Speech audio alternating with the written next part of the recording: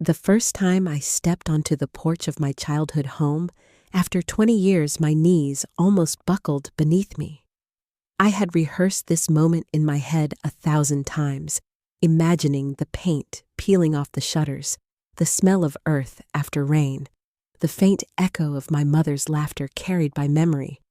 But nothing could have prepared me for what actually waited inside. The house stood taller than I remembered, though perhaps it was only my heart shrinking in fear that made it loom. The white paint had dulled to a tired yellow.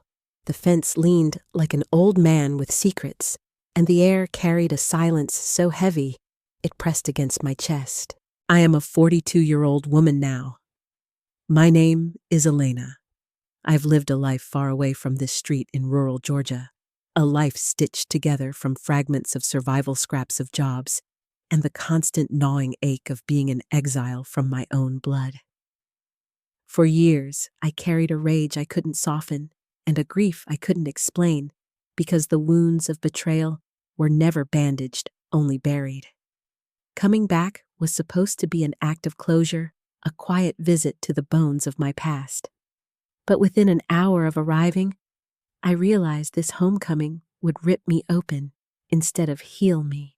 The key my cousin mailed me months ago still fit, though it resisted, as if the lock itself wanted to keep me out. When the door finally groaned open, the familiar smell of cedar and old fabric wrapped around me, pulling me into a space I both knew and feared. I stood in the threshold, my pulse loud in my ears, and told myself to breathe. To anyone else, it was just an old house. To me, it was a battlefield, each corner carrying the shadow of arguments, slamming doors, and whispered confessions that poisoned our nights. I walked through the narrow hallway, brushing my hand against the wallpaper patterned with faded roses. My fingers trembled, remembering the countless times my mother had smoothed this very wall when she was angry, as though she could press her fury into silence. My father's boots had once lined this hallway. My sister's shoes, always perfectly polished, used to sit beside mine, which were scuffed and muddy from running through the fields. Every memory seemed to rise like ghosts from the dust. And then I stepped into the living room. That was when the world tilted. I stopped, cold breath lodged in my throat. There against the wall, where our family piano once stood, was an altar. Candles flickered softly, their wax dripping into porcelain bowls. A framed photograph was at the center, draped with a white scarf, surrounded by wilted flowers and incense sticks. My body went numb before the realization registered. The face in the photograph, the face on the altar, was mine. It was not a flattering picture. It was taken years ago, maybe from my college ID or some family snapshot I had long forgotten. My hair was tied back, my smile small and uncertain, my eyes holding the innocence of a girl who had not yet learned how cruel her family could be. And there it was, displayed, as though I were no longer alive. I staggered forward, my heart hammering. My trembling hand reached toward the frame, then pulled back as if touching it would confirm my death. My own family had built an altar for me. They had declared me gone, not lost, not missing, dead. The room spun. My chest tightened until I thought I might faint. Questions pounded inside my skull. Why, how, who had done this? And most importantly, what story had they told the world to justify erasing me? I sank onto the couch, the same couch where my mother once braided my hair, and I pressed my hands against my face. 20 years of distance had not prepared me for this grotesque display of finality. I wasn't just forgotten. I had been buried alive in their narrative. I must have sat there for a long time, my tears soaking into my palms. When I finally stood again, I walked to the altar and lit another candle, not out of reverence, but defiance. If they wanted me dead, then I would show them the ghost they had summoned. The next morning, I found my cousin Lila at the market. She was the only one who had kept in touch after I left, though her letters were sparse and careful. Her eyes widened when she saw me as though she were seeing a phantom. She dropped the tomatoes she was holding, the red juice staining her shoes, and whispered my name like a prayer. "Elena, they said you were gone." Her words pierced me. Gone or dead. She couldn't meet my gaze. "Dead," she admitted, her voice trembling. "Your mother. She told everyone you died in a car accident years ago. There was even a memorial service. I wanted to tell you, but..." Her face crumpled. I was afraid. The betrayal burned hotter than fire. My own mother had staged my death, had erased me with lies so complete that even the town believed it. All those years I spent thinking maybe I was the unworthy daughter. Maybe I deserved the silence they weren't ignoring me. They had rewritten me. I clenched my fists to stop them from shaking. Why would she do that? Why would she kill me off in her story? Lila hesitated, glancing around as though the market stalls could eavesdrop. "There are things you don't know. Secrets your father kept. Things about the inheritance, the land, and about you." Her words tasted of danger, but I needed the truth more than I needed air. That night, I stayed awake in the house, pacing the floorboards as if they might whisper answers. I could almost hear my parents' voices in the walls, my father's gruff authority, my mother's cold reprimands. Memories cut through me like glass. I remembered the night I left at 22, storming out with nothing but a backpack after my mother accused me of betraying the family. Betrayal, she said, because I refused to marry the man she had chosen. Betrayal because I wanted a life that was mine, not hers. I slammed the door, vowing never to return. I had thought their silence was punishment. I never imagined they would stage my death. The following day, I confronted my sister. Marisa still lived in town in a grand house that reeked of success and appearances. She greeted me at her doorway with a look that slid from shock to disgust in seconds. "Elena, you shouldn't be here. I'm standing in front of my own altar," I hissed. "Do you know about it?" Her lips tightened. It was Mother's decision. She told people I died. She buried me in lies. Marisa's eyes flashed with something between guilt and rage. "You don't understand. She did what she had to do to protect us." "Protect you from what? From me?" Her silence was louder than any answer. It was then I realized this wasn't just about lies. It was about power. My mother had erased me to tighten her grip on the family's fortune, the land, the reputation she guarded more fiercely than love. And Marisa, the golden child, had been complicit. The rage inside me became something sharper, something that felt like purpose. If they wanted me dead in their story, then I would resurrect myself in the most painful way possible by exposing every secret they had buried with my name. I returned to the house and tore through the attic, searching for proof. Dust choked me, but I found boxes of documents, old deeds, letters, and journals. One diary wrapped in cloth belonged to my father. My hands shook as I opened it. His handwriting was jagged, the ink sometimes blurred with drink or despair. And in those pages, I found the first thread of the truth. He wrote of debts, of a business deal gone wrong, of land stolen under his nose. But more shocking were the entries about me. He wrote of his doubts that I was truly his daughter. He wrote of whispered rumors of my mother's closeness with another man long ago. And he wrote of his shame, his rage, his fear that the truth would destroy the family's name.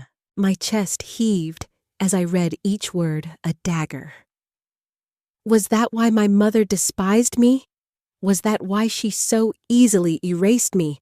Because I wasn't his? Because I was a living reminder of her betrayal? The pieces began to align. The altar wasn't just an act of cruelty. It was an erasure of scandal, a convenient death to protect the family's fragile image. And I was the sacrifice. By morning, my hands were shaking from exhaustion, but also from fury. I needed answers, and only one person was alive who could give them to me, my mother. She was 82 now, frail in body, but still sharp in mind. People in town called her a saint for her charity, for her Sunday choir voice, for the way she always dressed in pressed linen. They didn't know the woman I knew, the one who carved silence into my skin, who measured my worth against the shadow of my sister's perfection. She had been my first betrayer, and now she was the architect of my symbolic death. When I arrived at her house, the morning light fell against the curtains, but the air inside was dim and heavy. She sat in her armchair like a queen still clinging to her throne.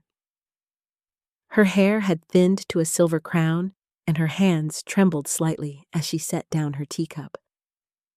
But her eyes, those sharp gray eyes, had not softened. "Elena," she said, her voice cool as glass, "you shouldn't have come back." I felt my throat tighten, but I forced myself to speak. "Why did you do it? Why did you tell the world I was dead?" She tilted her head, studying me as though I were some unfortunate animal dragged in from the street. "Because you left," she said simply. "And those who leave are no longer part of this family." "That's not an answer," I snapped. "You didn't just erase me from your will, you held a funeral. You built an altar. You made everyone believe I was gone." Her lips curved into a smile so slight, so cruel, I thought I might collapse. "It was easier," she whispered. "For everyone. For Marisa. For me." My chest burned. "And for Father, did he know?" Her smile faltered. "He knew enough." I slammed the diary down on her lap. I read his words. I know what he suspected. Was he right? Am I not his daughter? Her hands trembled on the leather cover, but her eyes locked onto mine with unflinching coldness. "You were never his," she said finally. "And that is why you never belonged here." The room tilted. My ears rang. It wasn't just suspicion, it was truth. The man I had loved and feared as my father, the man whose approval I had chased and whose anger had scarred me, was not mine by blood, and my mother, in her vanity and terror of exposure, had destroyed me to keep her secret buried. "Who was he?" I demanded, my voice shaking. "Who was my real father?" But she turned away, her silence sharper than any knife. I left the house, trembling, my body both hollow and heavy, as though grief and rage were stones pressing down on my chest.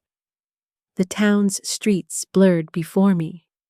Every face seemed to watch me with pity, with curiosity, with that quiet cruelty of small-town gossip. In their eyes, I had returned from the dead. In mine, I had just been reborn into a truth too brutal to carry. For days, I wandered between numbness and fury. I reread the diary, searched the attic for more clues, begged Lila for scraps of gossip from years ago. Slowly, fragments began to form a picture. My mother's charity work in the city, her long absences, her friendship with a man named Robert Hayes, a businessman who vanished from town around the time I was born. The whispers that had followed her whispers, I had been too young to understand.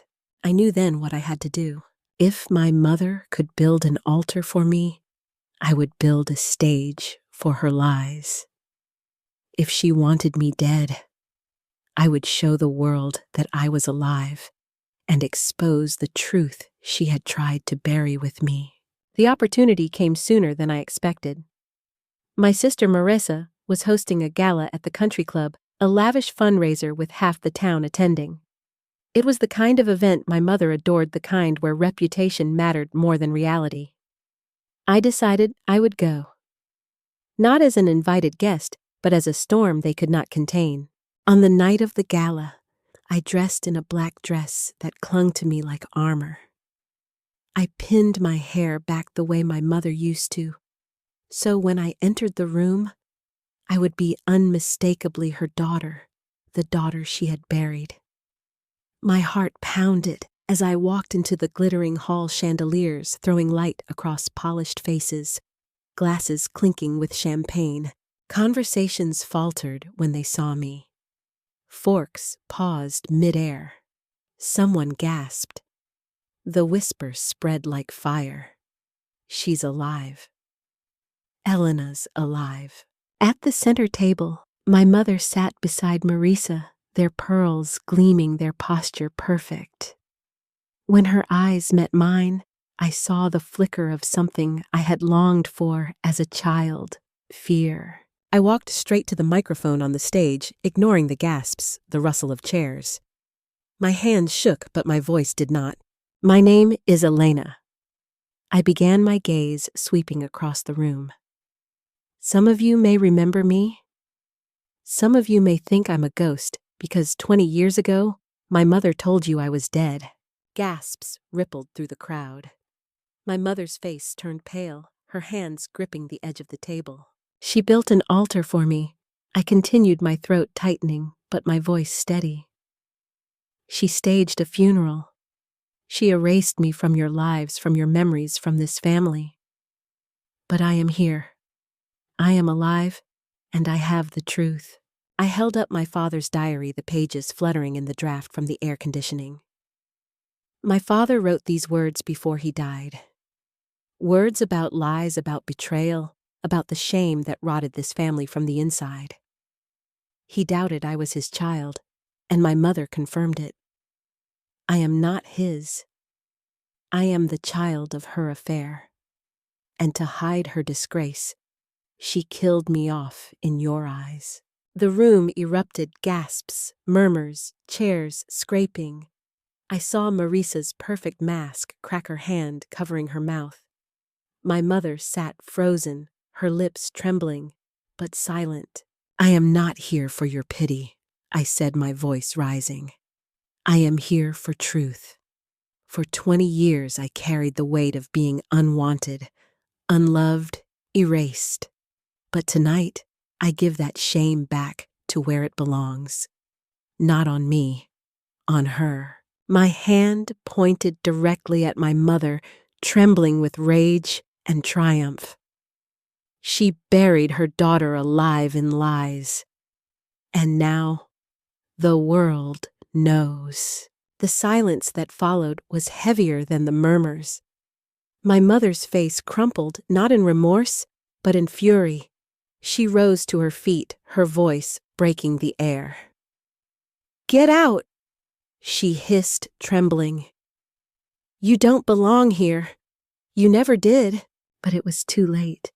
The truth had been spoken, and the walls she had built around her image were already cracking. I left the gala to a chorus of whispers, my legs shaking, but my heart lighter than it had been in decades. For the first time, I felt the power of reclaiming my own story. Yet the battle was far from over. I knew my mother would retaliate, that Marisa would close ranks, that the family would try to spin this as madness, as spite. But I had the diary. I had the truth. And I had something more dangerous than their lies, the will to make them pay. That night, as I lay awake in the house that once suffocated me, I stared at the altar in the living room. My face still looked back at me, frozen in a frame of false death. I leaned down, blew out the candles one by one, and whispered into the smoke. The dead don't stay silent anymore. The days after the gala were a blur of whispers, confrontations, and strange silences that clung to me like cobwebs. In a town as small as ours, secrets spread faster than fire in dry grass. Wherever I walked through the market past the church along the river, I felt eyes on me, half in awe, half in suspicion. Some people whispered my name like I was a legend returned from the grave. Others looked at me with thinly veiled contempt, as if my very existence was a scandal they'd rather keep buried. But I didn't care anymore. For once, I wasn't hiding. For once, it was my mother and Marisa who carried the weight of shame. What I hadn't expected, though, was the quiet knock on my door 3 nights later. When I opened it, a man stood there tall and graying, with eyes that held a kind of weary recognition. His voice was low when he spoke my name. Elena. I froze. Do I know you? You don't. But you should. He hesitated, then added, My name is Robert Hayes. The air rushed out of me like a punch to the chest. The name from my father's diary. The man I had suspected but never confirmed. You're my voice caught. You're my father. He nodded, his eyes soft, almost sorrowful. I believe I am. I let him inside, though my heart felt like it was tearing in two. We sat at the kitchen table, the same one where my childhood breakfast had been served, and I studied him the way a starving person studies food, hungry, but afraid of poison. He explained it slowly, carefully, like peeling back the layers of an old wound. He had met my mother when she was still young, restless, and trapped in a marriage to a man she didn't love. They had an affair that lasted nearly 2 years. When she became pregnant, she told him to leave town, to never come back, to never claim me. He obeyed, half out of guilt, half out of fear. I wanted to fight for you, he said, his voice breaking. But she made it clear I would destroy your life if I stayed. And then, she told me you were gone. Years ago, she told me you died. I grieved for you, Elena. I thought I had lost you before I ever knew you. I stared at him, my chest aching. All my life, I had begged for scraps of love from the wrong man, while the one who should have been there was forced to vanish. The anger and grief tangled inside me until I couldn't tell one from the other. Why now? I whispered. Why come back after all this time? He looked at me with tears brimming in his eyes. Because I saw you at the gala, alive, standing there like a storm. And I knew I couldn't stay silent any longer. I turned away, my hands trembling. Do you have any idea what it was like for me? To grow up hated by my own mother? To be erased, declared dead because of the choices you both made? His shoulders sagged. I know, and I'll never forgive myself for not protecting you. But I'm here now, if you'll let me be. The little girl inside me wanted to throw herself into his arms and demand 20 years of missed birthdays, of absent comfort, of a father's love. But the woman I had become, the woman forged in betrayal, knew better than to trust too quickly. I don't know what I want from you, I admitted, but I do know what I want from her. And so I began to plan. My mother's grip on this town had always been through her reputation, her spotless image as a matriarch, her carefully crafted narrative of sacrifice and dignity. I had cracked that image at the gala. Now, I wanted to shatter it completely. The diary was my weapon.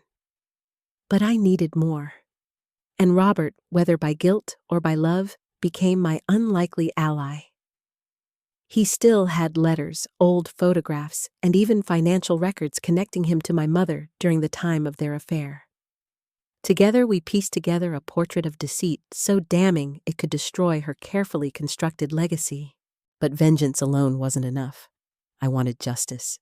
I met with a lawyer in the city, a woman named Carmen, who listened with wide eyes as I told my story.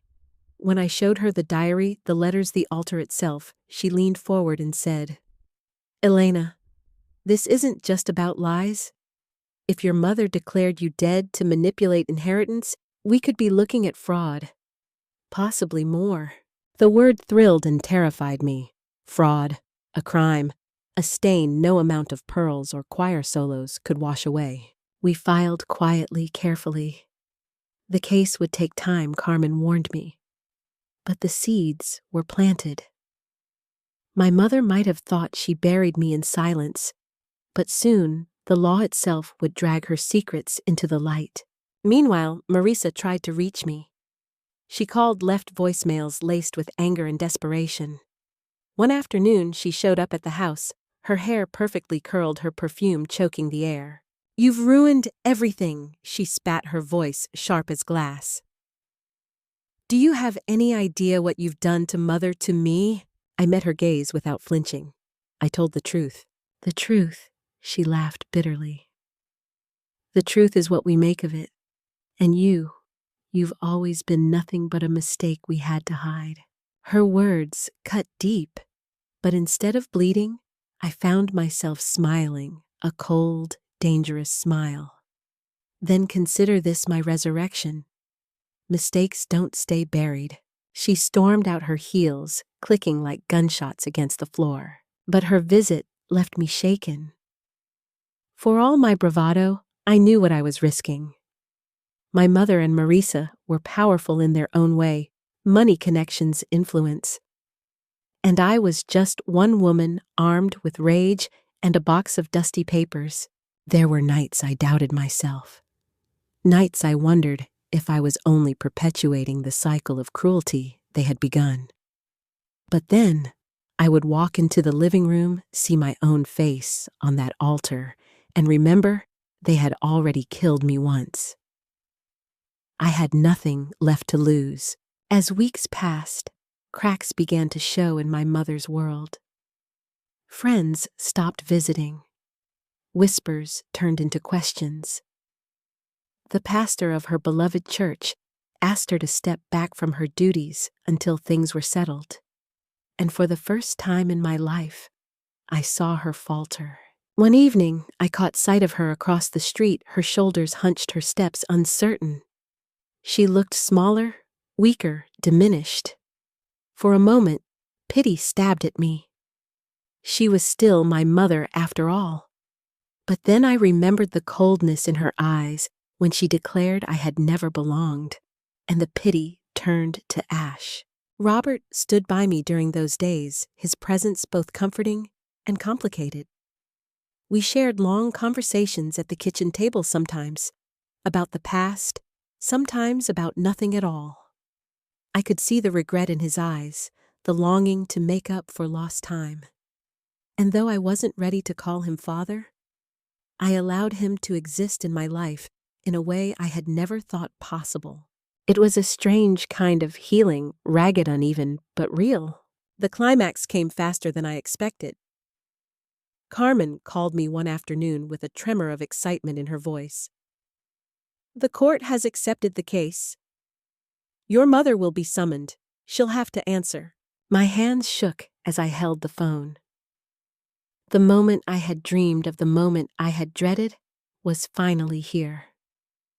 The world was about to see her, not as the saintly matriarch she pretended to be, but as the woman who killed her own daughter with lies. That night, I sat in the living room staring at the altar once again.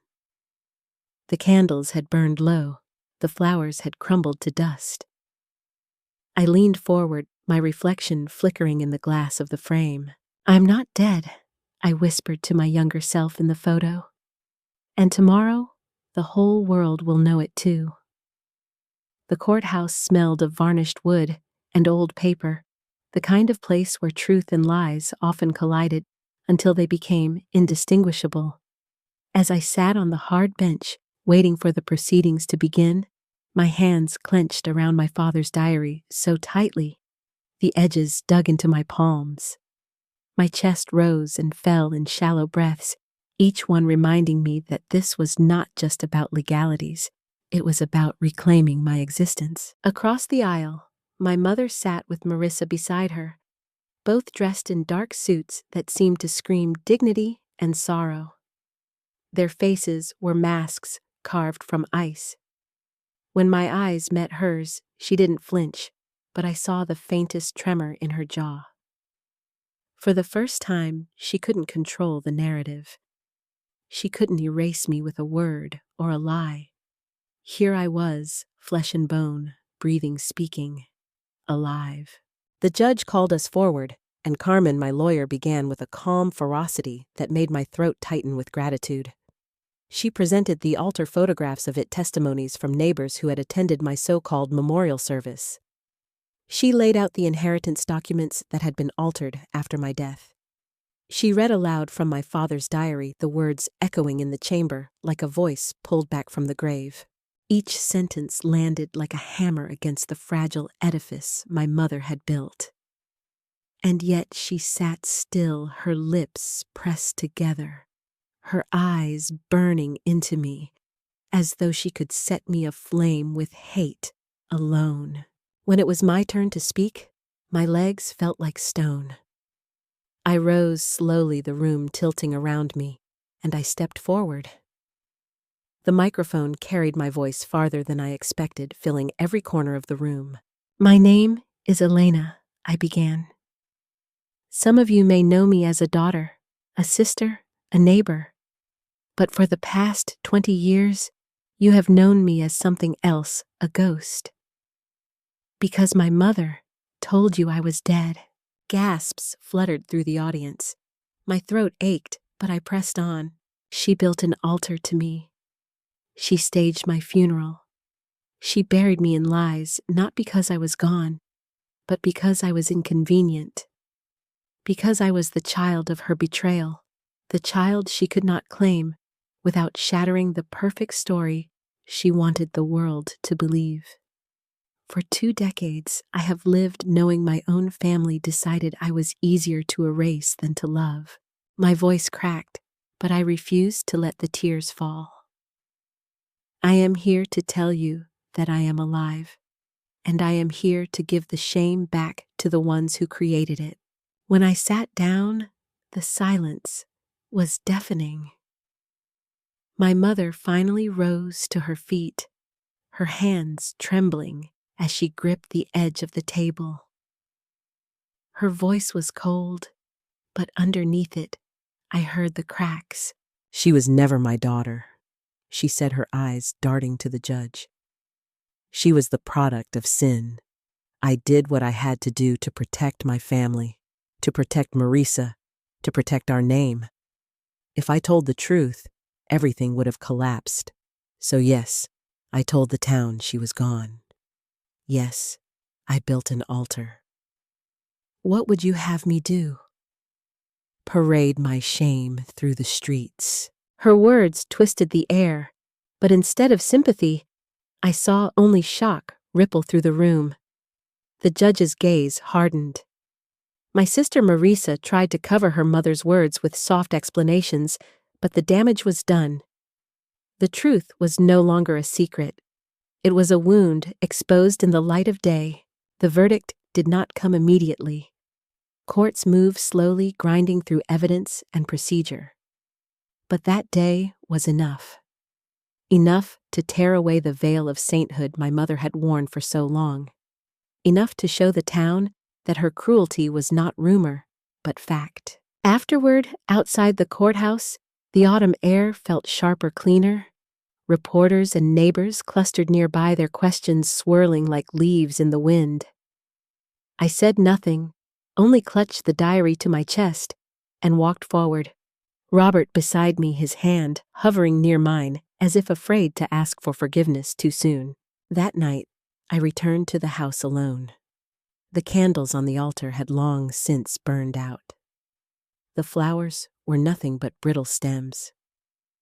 I stared at my own photograph trapped in glass, a symbol of the lie that had defined me. With slow, steady hands, I lifted the frame. For a long moment, I studied the girl in the picture, the girl who once believed she was unworthy, who once begged for love from a mother who would never give it. Then, I carried the frame outside into the yard, where I had once played, where laughter had once rung before bitterness drowned it. I lit a match, touched it to the photograph and watched as the edges curled black, the flames devouring the image of my false death. Smoke rose into the night, and with it, I felt a piece of my grief finally lift. But healing is not the same as victory. My mother never apologized. She never softened. Even as the case dragged her name through the mud, even as the church distanced itself, she held to her pride like a shield. I realized then that some people choose their lies over love even to the end. And Marisa, she cut me off completely. In her eyes, I was still the enemy, the destroyer of the fragile world she had built around our mother's approval. I don't know if we'll ever speak again. Perhaps that is another loss I must carry. Yet not all was ashes. Robert remained. Slowly, cautiously, we began to rebuild something fragile between us. He showed me photographs of the life he had lived without me, stories of the years he spent wondering about the daughter he could never claim. And though anger still lived in me, there was also a spark of something softer, perhaps not forgiveness, not yet, but the beginning of it. In the quiet of those evenings, I felt something I hadn't felt in decades. Possibility. I won't pretend this story has a perfect ending. The scars remain. The wounds of betrayal don't vanish with court rulings or burned photographs, but I no longer carry them alone. And most importantly, I no longer carry the lie that I am unwanted, erased, dead. I am alive. And being alive means I can choose differently than those who came before me. I can choose truth over silence. I can choose love, even if it comes late and imperfect. I can choose myself. So if you are listening to this, if you've carried wounds that your family told you to bury, let me say this. You don't have to stay silent. You don't have to live in the coffin of someone else's lies. Your voice, your truth, your very existence is a kind of resurrection. And when you claim it, no one, not even those who should have loved you most, can take it away. This is my story. I came home after 20 years and found my own altar in the living room. But instead of letting it be my grave, I made it my fire. If my story touched you, I hope you'll take a moment to like this video, share it with someone who might need it, and subscribe for more stories of truth, resilience, and the strange ways family shapes us. And please leave a comment. I want to hear your story too.